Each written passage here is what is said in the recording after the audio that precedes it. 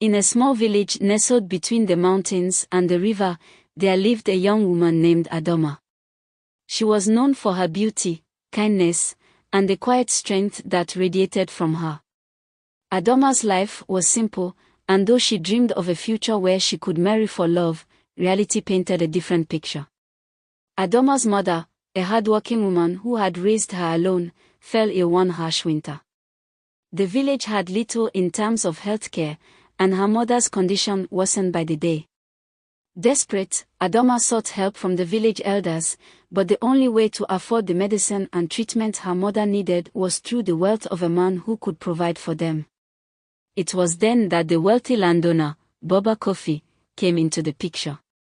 Baba Kofi was much older than Adoma, and his reputation was mixed. Some saw him as a powerful, benevolent man who had helped many in the village, while others whispered about his desire for control and dominance. But when Baba Kofi heard of Adoma's mother's illness, he made an offer that Adoma couldn't refuse. He promised to pay for her mother's treatment if Adoma agreed to marry him. At first, Adoma recoiled at the idea. She had heard the rumors about Baba Kofi's domineering ways, and the thought of marrying him felt like a heavy chain around her neck. But her mother's condition was worsening, and the villagers spoke in hushed tones about the limited time she had left. Adoma knew the cost of her mother's life. There was no other choice. With a heart full of sorrow, Adoma agreed to the marriage. The village buzzed with gossip, some supporting her for making the sacrifice, others condemning her for trading her youth and happiness for wealth. On the day of the wedding, Adoma stood in a simple gown, her face calm but her heart breaking. She saw her mother in the crowd, weak but grateful, her eyes full of silent tears. This was the price of saving her. Baba Kofi, for all his wealth, was not an affectionate man. The first few months of their marriage were difficult for Adoma. He was kind enough to ensure her mother received the best care, but his attention toward Adoma was cold, and his control over her life felt suffocating. He expected her to manage his estate and be a quiet, obedient wife, offering little room for her to breathe. Yet, as the months passed, something unexpected began to shift. Baba Kofi's health started to decline, and Adoma found herself taking on a more prominent role in his daily life, not just as his wife, but as a caretaker.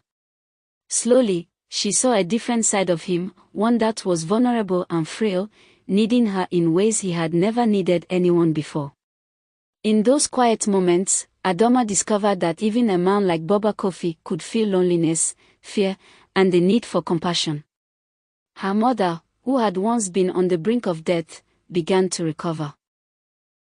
The treatments and medicines Baba Kofi had provided worked, and Adoma's mother regained her strength, her smile returning like the dawn after a long night. Adoma found solace in seeing her mother healthy again, though the pain of her sacrifice still lingered. As the years passed, Adoma's marriage to Baba Kofi became a complicated dance of duty and affection. She had saved her mother's life, but in doing so, she had lost part of herself. Yet, over time, she found moments of peace and understanding, and even love, in the marriage she had once dreaded. She learned that love, in its truest form, was not always about passion or grand gestures, but sometimes about the small, everyday acts of care and understanding. One evening, as the sun set behind the mountains, Baba Kofi, now older and frail, sat next to Adoma in their garden. "I know I never gave you a choice, Adoma," he said softly, his voice laced with regret. "But you saved my life in ways I never expected." Adoma looked at him, her heart softening with a quiet understanding.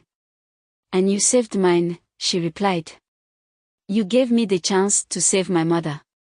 That's all I ever needed." They sat together in silence, the weight of their shared history hanging between them, but there was peace now.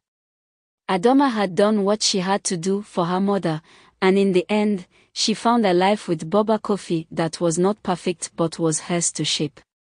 Though her youth had been stolen by circumstance, Adoma had learned that sacrifice could lead to unexpected growth, and that even in the hardest of choices, there could